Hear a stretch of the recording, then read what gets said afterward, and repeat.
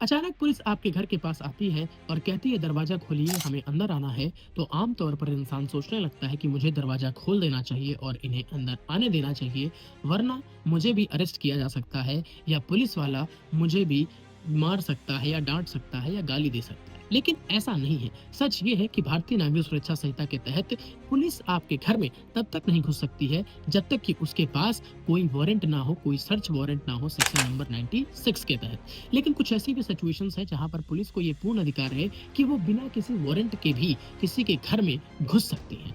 उनमें से पहली सिचुएशन है कि अगर पुलिस ऑफिसर के पास कोई कॉग्निजेबल ऑफेंस के होने का कोई प्रॉपर या फिर क्रेडिबल इंफॉर्मेशन मिला हो। अब कॉग्निजेबल ऑफेंस में रेप हो सकता है, मर्डर हो सकता है, किडनैपिंग हो सकता है या कोई सीरियस क्राइम हो सकता है, जिसमें ये पुलिस को लगता है कि एक्यूज्ड किसी के घर में घुसकर छुपा बैठा है। तो वहां पर उस घर में वो पुलिस ऑफिसर जाकर के उस व्यक्ति को, उस एक्यूज्ड व्यक्ति को उठा सकती है, अरेस्ट कर सकती है। और ये पावर भारतीय नागरिक सुरक्षा संहिता के सेक्शन नंबर 44 में बताई गई है। दूसरी सिचुएशन ये है कि अगर पुलिस को लगता है कि एक्यूज्ड को अरेस्ट करना इतना जरूरी है कि अगर उसे अरेस्ट नहीं किया गया तो वो किसी दूसरे व्यक्ति, किसी अन्य व्यक्ति को नुकसान पहुंचा सकता है और भाग भी सकता है। और इस पावर को बताया गया है सेक्शन नंबर 35 में। तीसरी सिचुएशन होती है इमरजेंसी की सिचुएशन।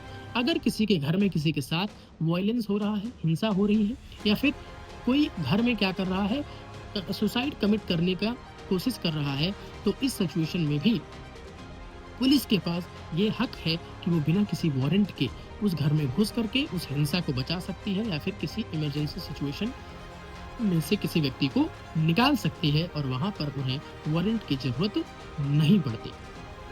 लेकिन अगर इन तीन सिचुएशंस में से कोई भी सिचुएशंस नहीं है और आपको लगता है कि पुलिस हमारे घर में जबरदस्ती घुसने की कोशिश कर रही है, तो आप ये पूछ सकते हैं कि आप किस केस में आए हैं और क्या आपके पास सेक्शन 96 या फिर हमारे घर के किसी भी फैमिली मेंबर के खिलाफ कोई अरेस्ट वारंट है। अगर पुलिस फिर भी नहीं मानती है तो आपको गाली गलौज या फिजिकल रेजिस्टेंस नहीं करना है। क्यों? क्योंकि ये सारी चीजें आपके खिलाफ हो जाती हैं। आपको सीधा सीधा वीडियोग्राफी करनी है और उस पुलिस वाले के नाम को और उसके बैज नंबर को नोट कर लेना है और आगे चलते कोर्ट प्रोसीडिंग्स में आप उसके सर्च को इलीगल चैलेंज कर सकते हैं। और वो पुलिस वाला सस्पेंड भी हो सकता है अपनी ड्यूटी से। ठीक है।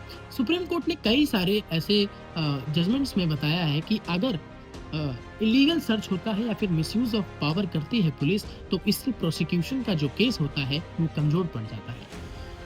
Thank you so much. अगर आपको लगता है कि ये इन्फॉर्मेशन बहुत इन्फॉर्मेटिव हुई और आपको आगे भी ऐसे इन्फॉर्मेशन चाहिए जहां पर किताब से सेक्शंस को निकाल करके आपके रियल लाइफ में इम्प्लीमेंट किया जाता है, तो मेरे चैनल आशुतोष इनसाइट को सब्सक्राइब कीजिए और मिलते हैं अगले वीडियो में।